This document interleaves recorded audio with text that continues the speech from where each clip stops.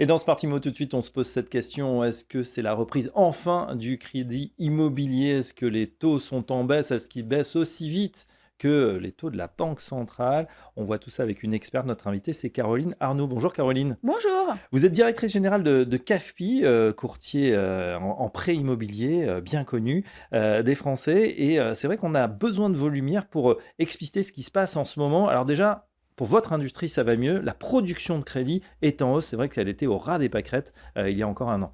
Tout à fait. Elle est vraiment en hausse depuis presque le début de l'année, hein, depuis février, mais avec une accélération au printemps, puisqu'on est toujours dans une période très faste pour le crédit immobilier en règle générale. Oui. Donc oui, les taux ont baissé beaucoup depuis un an et les emprunteurs reviennent sur le marché. Aujourd'hui, nous, on fait plus 40% de demandes de crédit immobilier. Donc on est sur une très bonne dynamique. Ouais, ça veut dire que voilà, les gens repensent à leur projet. Il faut dire que même si les salaires, alors eux, n'ont pas forcément beaucoup augmenté, on a cette baisse des taux qui est considérable. On a gagné quoi? Presque 100 points de base, hein, 1% depuis l'année dernière? Exactement, on a gagné, 1 point, parfois même un peu plus, hein, puisque l'année dernière, c'était assez contracté. On avait du mal à aussi avoir des crédits. Là, c'est On était facile, au-delà des on 4%. peut plus né ouais, exactement, on était au-delà des 4%. Aujourd'hui, on est en moyenne à 3,30 sur 20 ans, 3,30 sur 20 ans. Mais il faut savoir qu'évidemment, selon votre profil, vous pouvez aussi espérer être en dessous de 3%. Hein, donc là, on était plutôt à 4,20, 4,30 aussi, ou 4,40 sur l'année dernière. Donc ça a resolvabilisé beaucoup de ménages hein, qui reviennent sur le marché. Les prix de l'immobilier aussi ont légèrement baissé. Ils tendent aujourd'hui à se stabiliser, mais donc on est revenu dans une resolvabilisation des emprunteurs, peut-être aussi l'envie de réinvestir dans l'immobilier, dans des bonnes conditions. Hein. L'immobilier, ça reste une valeur refuge. On peut avoir des questions sur la retraite, on peut avoir des questions sur la fiscalité, mais voilà, on sait que l'immobilier, c'est une valeur aussi d'investissement. Donc voilà, on est dans un bon moment D'accord. et puis je pense que les emprunteurs se disent aussi que potentiellement les taux pourraient réaugmenter.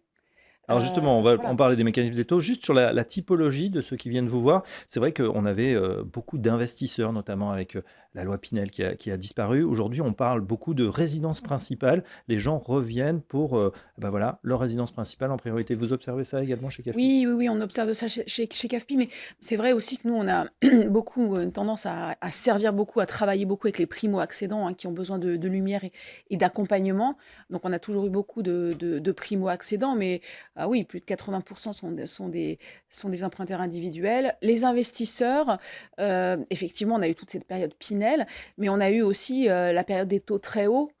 Où quand vous êtes investisseur, vous faites attention aussi au rendement locatif, enfin au rendement de votre investissement. Ouais, là, ça valait plus le coup. Bah, ça valait plus le coup avec des taux à 4%, voilà, ou 4,50, ça valait plus le coup. Là, les taux ont baissé, mais en même temps, on a perdu des aides fiscales, hein, comme le Pinel qui s'est arrêté d'année dernière. Voilà. Pour autant, il reste encore hein, des niches fiscales, le Normandie, le Malraux, les déficits fonciers. Donc les investisseurs reviennent aussi, mais dans des logiques aussi plus patrimoniales. Et on a beaucoup d'aspirants au logement qui voulaient acheter leur logement, qui n'ont pas pu, qui sont remis sur le locatif, en fait, de plutôt louer qu'acheter quand les Oui. taux étaient très hauts. Et donc, aujourd'hui, on voit une grosse tension locative dans toutes les villes. On nous dit qu'il n'y a plus rien. Il n'y a plus rien à louer. Donc, effectivement, il y a quand même une demande de location, donc pour un investissement qui peut rester rentable. Ouais, et quand il n'y a plus rien, ça veut dire que c'est cher. Et pourquoi pas, dans ces cas-là, voilà, rembourser Exactement. finalement son logement plutôt que de le louer. On va parler justement de ces primo-accédants avec le PTZ dans un instant. On reste un moment sur les taux pour bien comprendre ce phénomène, Caroline Arnoux. Quand la Banque Centrale Européenne baisse ces taux, on se dit, tiens, forcément, ça va avantager in fine l'emprunteur. On va voir ces taux baisser. On voit qu'ils ont du mal à baisser. C'est un peu comme le pétrole. On nous dit que ça baisse, mais à la pompe, on voit rien. Comment ça se fait qu'on ait cet écart, ce différentiel de baisse? Alors effectivement, de tout temps, de ce qu'on a connu, quand les taux de la Banque centrale baissent, les taux Oui. immobiliers baissent et quand on a vu ces hausses des taux régulières les dernières années, les taux augmentent. Alors les taux de la BCE, ce sont les taux courts. Et les banques pour fixer leur taux de crédit, se basent plutôt sur les taux longs. Et les taux longs, c'est ce qu'on appelle l'OAT 10 ans, hein, c'est le taux de rendement des obligations d'État, de la dette française en fait, hein. Et ces taux longs, eh ben, ils ont explosé. Ils ont augmenté très fortement ce début d'année avec d'abord les difficultés du gouvernement, du budget, Mhm. la notation de la France qui a été un peu Qui a abaissée, inquiété, oui. qui a inquiété liée à sa dette. Et puis ensuite, on a eu ce choc géopolitique avec les États-Unis, qui aussi a fait s'enflammer cette fameuse OAT 10 ans. Là, elle a un petit peu rebaissé, elle remonte, elle se stabilise. Donc voilà, on voit que les banques aujourd'hui, qui étaient vraiment sur une pente très baissière, hein, et qui ont de l'appétit pour le crédit, il faut le dire, hein, qui veulent avoir des clients, sont un peu dans une phase où certaines ont un petit peu augmenté leur taux, certaines ont un petit peu, sont stabilisées, voilà, en attente de Oui. voir comment s'orientent ces taux longs. Mais les banques, en fait, elles ont aussi d'autres ressources. Pourquoi elles n'ont pas augmenté massivement leur taux alors que l'OAT a grimpé? C'est parce que les banques, pour prêter, elles utilisent l'argent des dépôts qui sont dans leur compte, elles utilisent des obligations, elles émettent aussi de la dette, elles utilisent voilà, aussi du court terme, Oui. du refinancement entre les banques.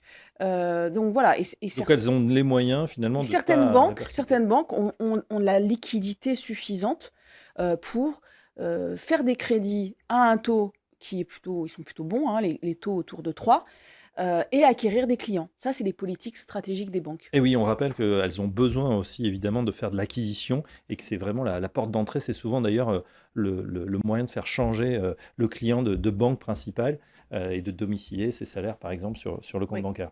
Et c'est presque le seul, hein, C'est vrai. pour vous changer de banque, effectivement, soit parce que vous déménagez, mais surtout au moment de l'achat du crédit immobilier.